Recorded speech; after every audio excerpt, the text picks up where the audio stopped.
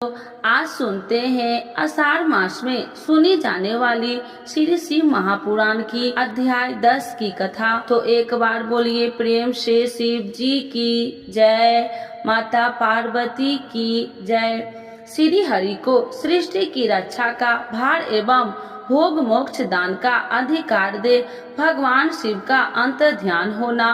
परमेश्वर शिव बोले, उत्तम व्रत का पालन करने वाले हरे विष्णु, अब तुम मेरी दूसरी आज्ञा सुनो। उसका पालन करने से तुम सदा समस्त लोकों में माननीय और पूजनीय बने रहोगे। ब्रह्मा जी के द्वारा रचे गए लोक में जब कोई दुख या संकट उत्पन्न हो, तब तुम उन संपूर्ण दुखों का नाश करने के लिए सदा तत्पर रहना। तुम्हारे संपूर्ण दूसरे कार्यों में मैं तुम्हारी सहायता करूंगी। तुम्हारे जो दुर्जय और अत्यंत उत्कट शत्रु होंगे, उन सबको मैं मार गिराऊंगा। हरे, तुम नाना प्रकार के अवतार धारण करके लोक में अपने उत्तम कीर्ति का विस्तार करो और सबके उद्धार के लिए तत्पर रहो।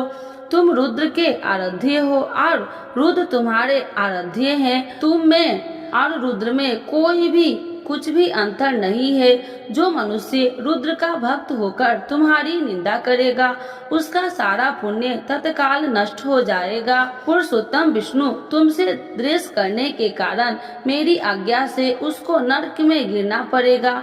यह बात सत्य है, इसमें संशय नहीं है। तुम इस लोक में मनुष्य के लिए विशेष सहयोगी और मोक्ष प्रदान करने वाले और भक्त के आराध्य तथा पूजनीय होकर प्राणियों का निग्रह और अनुग्रह करोगे।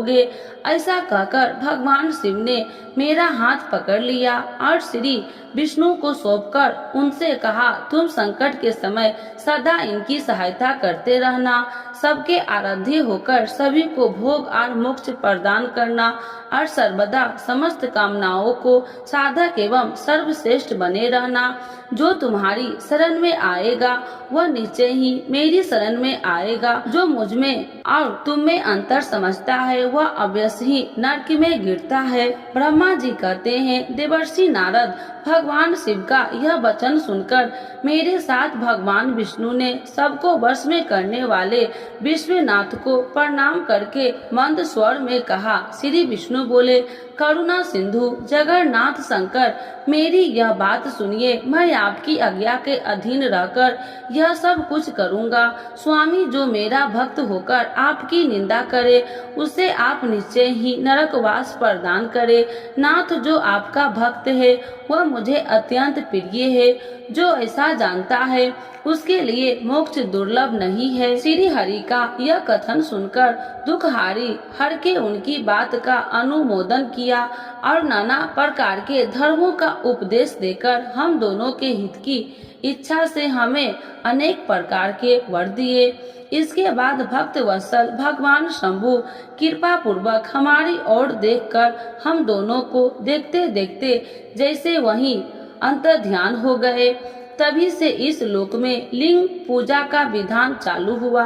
लिंग में प्रतिष्ठा भगवान शिव भोग और मोक्ष देने वाले हैं। शिवलिंग की जो वेदी या आर्धा है वह महादेवी का स्वरूप है और लिंग साक्षात महेश्वर का लय का अधिष्ठान होने का कारण भगवान शिव को लिंग कहा गया है, क्योंकि उन्हीं में निखिल जगत का वास होता है। महामुनि, जो शिवलिंग के समीप कोई कार्य करता है उसके पुण्य फल का वर्णन करने की शक्ति मुझ में नहीं है। नमः शिवाय। तो एक बार बोलिए प्रेम से शिव जी की जय, माता पार्वती की जय।